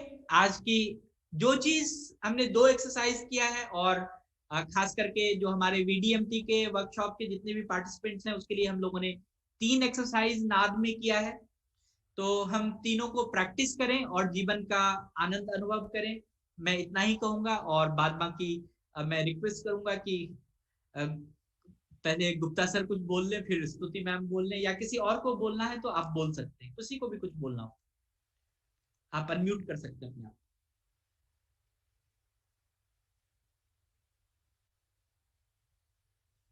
किसी को भी कुछ बोलना हो तो बोल सकते।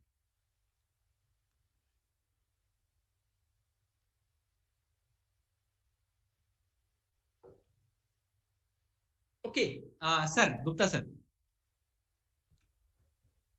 सर, मैं पढ़ रहा था कि जो अभी हमने ये ओम का उच्चारण किया तो उसमें कानों को बंद किया, और वो जो हमारी कनिष्ठा उंगली है, छोटी वाली उंगली है, उससे अपने नॉस्ट्रिल्स को भी बंद कर लें तो और ज्यादा प्रभावशाली हो जाता है। थोड़ा सा मुश्किल हो जाता है प्रारंभकर्ताओं के लिए। तो एक ये मैं ऐड करना चाहता था कि पहले आप इसको प्रैक्टिस करिए, और ये जरूरी नहीं है 10 मिनट करना है। तो नाद योग करने से क्या फायदा होगा? आपकी चिंताएं, अवसाद कम करने में सहायक होगी। और ये जो कोरोना काल चल रहा है, इस कोरोना काल के अंदर बहुत सारे लोगों को बहुत सारे अवसाद और बहुत सारी चिंताएं पैदा होंगी। तो ये नाद योग जो है, अगर ये ओम का उच्चारण का अभ्यास करें, उसको प्रैक्टिस करें, तो उससे काफी उनको फायदा हो सकता है, काफी रिलैक्सेशन मिल सकता है। दूसरी बात जो है, ये प्रतिरोधक शक्ति को हमारी बहुत बढ़ाता है, क्योंकि प्रतिरोधक शक्ति जो है वो हमारी श्वसन प्रणाली के ऊपर निर्भर करती है। कि हम सांस को अपने देर कितनी देर अंदर रोक सकते हैं। तो जैसे जैसे आप प्रैक्टिस करते जाएंगे तो आपका जो ओम कहने का ड्यूरेशन है वो बढ़ता जाएगा और आपकी प्रतिरोधक शक्ति जो है वो भी बढ़ती जाएगी। आपके हार्ट का फंक्शन इससे इम्प्रूव होता है। ये जो नाग बिंदु योग जो है, इससे हमारे जो हृदय है, हृदय की, क्योंकि हम सांस लेते हैं और सांस को, ब्रेथ को कंट्रोल करके हम भेजते हैं, तो हमारा दिल जो है उसकी धड़कनों पर हमारा बहुत अच्छा कंट्रोल होता है। मेमोरी को हमारी बढ़ाता है। तो अगर हम ये चाहते हैं कि हमारी मेमोरी बढ़ जाए तो लगभग 20 मिनट हमको नित्य प्रति हमको ये करना चाहिए अच्छी नींद के लिए। रात को सोते समय आप जब बिस्तर पर, तो बैठने के लिए सुबह मना किया गया था, बिस्तर पर आप ना बैठे, जहां आप सोते हैं वहीं नीचे एक मैट पर बैठ करके और 10 मिनट इसका अभ्यास करें। 10 मिनट अभ्यास करने के बाद में आप बिस्तर पर चले जाएं तो आपको नींद अच्छी आएगी। और तनाव कम करने के लिए, इससे आपको तनाव बहुत कम हो जाएगा।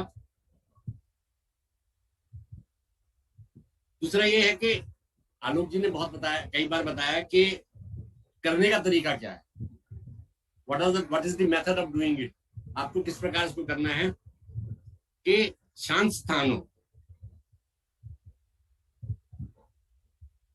और आप चाहे, अभी बताया कि सिद्धासन में बैठना है। I think it's not possible for everybody to sit in पद्मासन।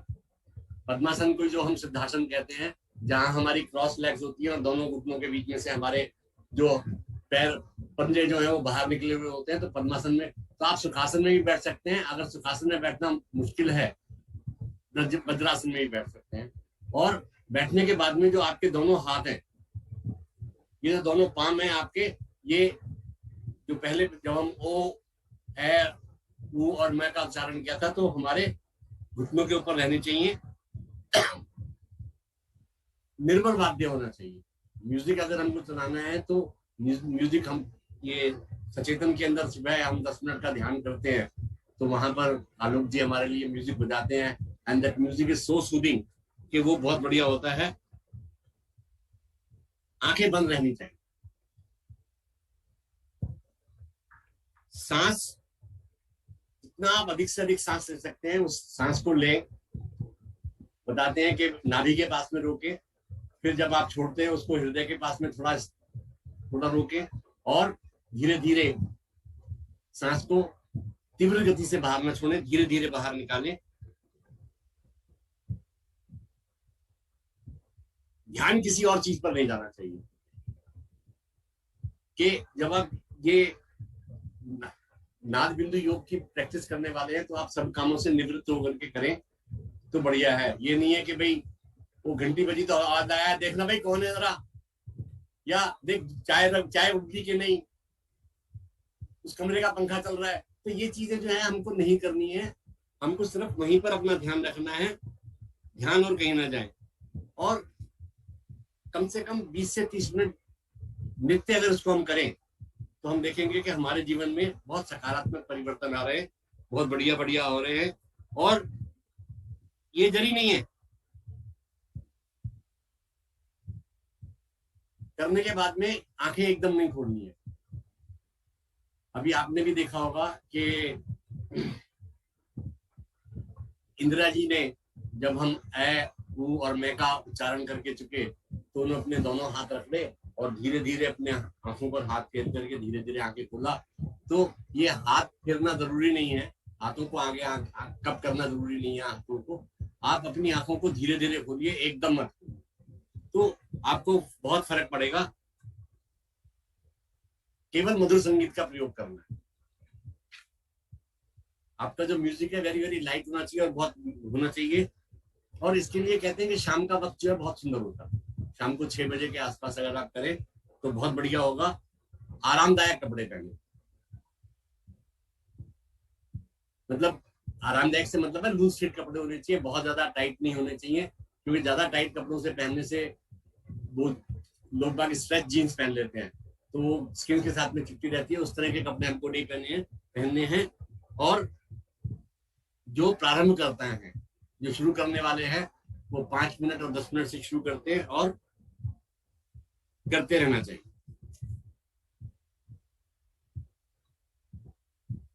कि नाद जो है, अगर नाद शब्द को विभाजित करें ना, तो ये 2 शब्दों से बन करके मिला, एक ना और दा।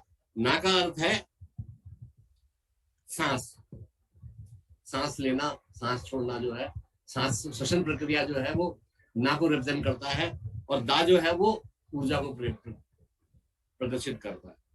तो नाद योग साधना के माध्यम से हम शरीर के अंदर नई शक्ति का विकास करते हैं।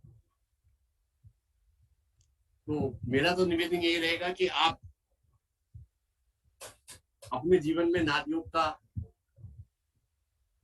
योग को लाएं, नाद योग को प्रैक्टिस करें और देखें कि आपको इससे क्या प्रभाव आपके पास में होते हैं और क्या आपको फायदा होता है, कैसे आप मतलब आपके जीवन में क्या क्या परिवर्तन आते हैं। Thank you. स्तुति ma'am, you want to say something?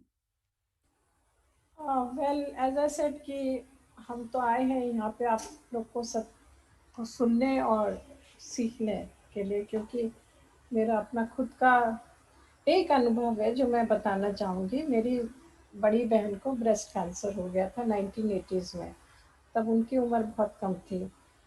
तो शी यूज्ड टू, अब पता नहीं किसने उनको एडवाइस किया था क्योंकि यूके में थी, she used to listen to this recording of Om, जिसको वो लोग कहते थे primordial sound, because this is the first sound which is created by sort of human beings. अब तो कहते हैं कि सन से भी ओम का साउंड निकलता है, so it seems to be a kind of a universal sound and the simplest sound. तो उससे उनकी, she said कि मेरी healing was much faster than normal. तो in a way as a family we are grateful कि because of whoever advised her correctly. और इसी के साथ साथ ओम के साथ साथ I would say शंख का साउंड भी उसको कहते हैं कि उतना ही प्राइमोर्डियल है, और बांसुरी का भी साउंड उतना ही प्राइमोर्डियल है, बिकॉज ये सब जो है they are put into a tube and then the sound comes out. But I really have I can't say more about it because I would like to listen to all of you, and I think Vidya ji is the person who may be having much more information on all this than any one of us. Thank you so much. No, I just wanted to add three things actually.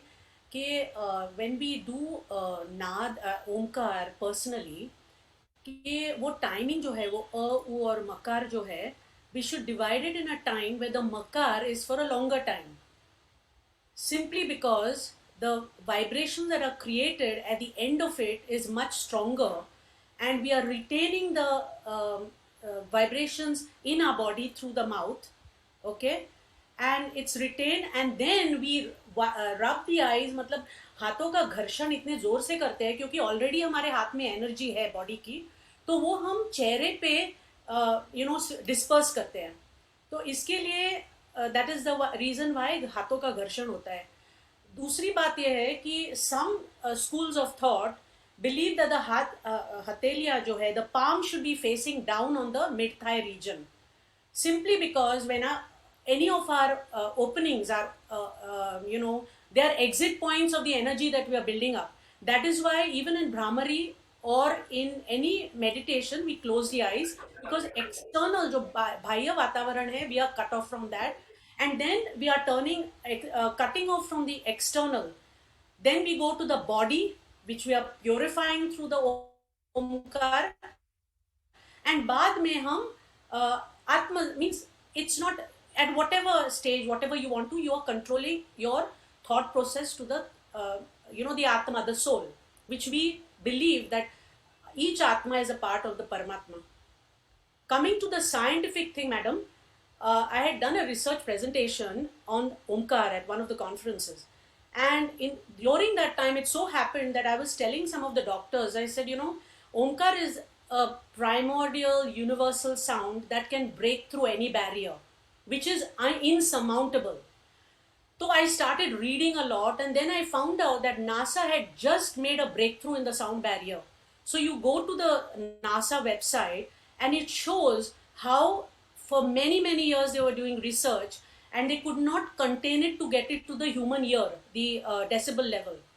So they went on and on and on doing it. Eventually, they got the sound of the home captured, sound of the sun captured into their recording.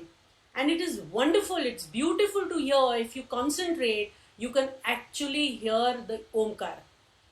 Of course, there are realists, there are atheists, there are agnostics who believe that this is just an ordinary sound or it's static of the sun. Take it or leave it, but moment you accept that Omkar is the universal cosmos that you're getting into the body and you're reciting on it, I think nothing can stop you from achieving whatever you desire. And of course, make a good account and choose your last stage of moksha. Maybe you take many lives, but even to think that you want to do that is something phenomenal. Thank you. I agree with you. We are what we believe in. So if you believe in Om, if you believe in prayers, if you believe in a good life, good for you. If you don't, again, I would say it is the way you live. But all of us ultimately end up, in a way, paying. It sounds very biblical and very heretical, but the thing is, ki, what you sow, you reap. So it all comes back to you. So let us, today we are on Nad Yog, and we are learning a lot from Alok. I never knew this Alok contains so much wisdom in his head. I would have been after him much earlier, to tap it all, brain drain him, pick his brains. Thank you, ma'am. Okay, and this is part 1 of the Nad Yoga I have told you. This is the basic part. The advanced part is the Anhad Nad, Ahad Nad, the external and internal sound. It is left. Advance कभी जब भी इसके नाद योग का advance हम लोग कभी सुनना चाहेंगे उसके बारे में तो definitely will give you the one bigger part and bigger picture about the नाद योग का कितना हमारे शरीर में कितना अच्छा उसका और भी प्रभाव हो सकता है. So thank you all and I hope कि हम लोग आज पता नहीं 4:30 हो गया हम लोगों को पता नहीं चला. And so thank you all and before I से thanks I'll request all our CRE participants automatically at 5:30 your quiz will open. Okay, उससे पहले नहीं होगा open, वो टाइम लगा हुआ है उसमें टाइमर, तो वो 5:30 में quiz open हो जाएगा. You can access the quiz there for BDMT national workshop participants from national workshop on the Vedic music and dance therapy. Please go through the website and at 5:30 you will see the quiz and see you tomorrow at 11 o'clock in the same link which you have joined in the morning. Okay, not on this link. And now I'll say thank you and again I'll say my very heartfelt thanks to Almighty God and I can say my teachers, my gurus on behalf of Mashwara team and everyone. And why I'm giving the thanks to the Almighty God and teachers, I feel all the work goes very smoothly once you believe in them and you start by एक बार उनके नाम को सुमर के, एक बार नाम को अगर आप मेंटली उसको सोच के, अगर आप ईश्वर को सोच के कोई चीज करते हैं, अपने गुरु को सोच के करते हैं, तो कभी भी वो खराब नहीं जाता. जैसे आज मैं सुबह से जब से बिजी हूँ, मैं आज लगता है कि सबसे पहला बातचीत हमारी पहला कॉल हमारे मैडम से ही, स्तुति मैम से ही बातचीत हुई है. तब से लेकर अब तक मैं हूँ, लगातार हूँ. तो मैंने कहीं ना कहीं सुबह ईश्वर का नाम लिया होगा, इसीलिए हमारी एनर्जी इतनी है. आप हमेशा ईश्वर के नाम को जपते रहिए, इसको भी बिलीव करते हैं, उसको आप स्तुति करेंगे तो स्तुति होगा ही ना. आज प्रार्थना ही आपसे हुई है, आगाज ही आपसे हुई है. And on my behalf and on the behalf of whole entire organization, we thank Stuti ma'am and many of maybe of us for being together. Yeah, I need to know Stuti ma'am. First of all, I can say she is the patron of Manovikas Charitable Society. and she is the Chancellor of Subharati University. She is the former chairperson of the NCPCR, National Commission for the Protection of Child Rights. She is the first secretary to the Government of India for establishing the Department for the Empowerment of Persons with Disability, and she is the IS officer. So she is very kind for us. और मैं पता नहीं, मुझे तो कुछ नहीं लगता है, तो ma'am is the one person which मेरा सारा प्रॉब्लम सॉल्व हो जाता है. So thank you, ma'am, for giving us so much of blessings, and your everything matters for us. And on my behalf and on behalf of whole entire organization, I must say big thanks to our president, Mr. Nimeshji Desai sir, for his mentorship and giving the guidance time to time. And we thank Mr. J.C. Gupta sir for good mentoring, and I think you are very good feedback guru, and my daughter Adya, she has said very perfect name for you. He is the feedback guru. So thank you so much, sir, for giving us support and giving us the guidance and knowledge. We count on your support, sir. Thank you very much. And I must say thanks to my entire team of Manovikas, and special thanks to Indira for demonstration and kind support for today's program, and Rakhi for sign language interpretation. I see that Kanishka is doing good job in doing all the things online, putting it on the YouTube, putting it on the website and all. You are doing great job. So thank you, Kanishka. And thanks, Pooja. You are very much good in keeping all the people in the track. Though your voice is very slow, आप बहुत धीरे धीरे बोलते हो, लेकिन आपने सब लोगों को बड़े अच्छे से बांध रखा है. So thank you very much, Pooja, and entire team, Sangeeta madam, Ruby madam, all the team. So thank you very much. And I must say, our incredible and wonderful participants, your active participation, it means a lot for us. So thank you very much for your participation, and do keep in touch with us all the time. We are here to help you. So thank you very much. Thank you all who are directly and indirectly involved in this program. So thank you all. So आप सभी का धन्यवाद, आप सभी का सम्मान. So thank you very much. Anoop जी, अगर आपने सबका धन्यवाद किया, आपका धन्यवाद भी बहुत जरूरी है. वो इसलिए कि bringing in such a beautiful thing, कि इतनी अच्छी फिलॉसफी, इतने अच्छे दर्शन को आप साथ में लेके आए हैं, जिससे लोग बाग अनभिज्ञ थे. They never thought that this VDMT, Vedic dance and music, can make so much effect on people's life, कि हमारे जीवन में ये इतना परिवर्तन ला सकता है, इतना बढ़िया वो काम कर सकता है. तो many thanks to you for thinking this and bringing it to this forum.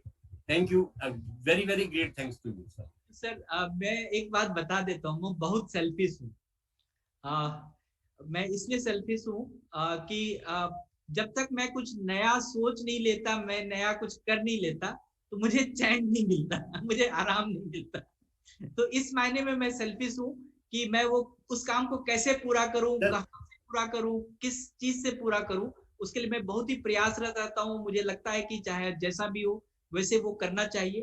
तो मैंने जस्ट एक नए चीज की चाह है, उस चाह के पीछे भागते भागते ये चीज मिला जो मैं आपको बता रहा हूँ.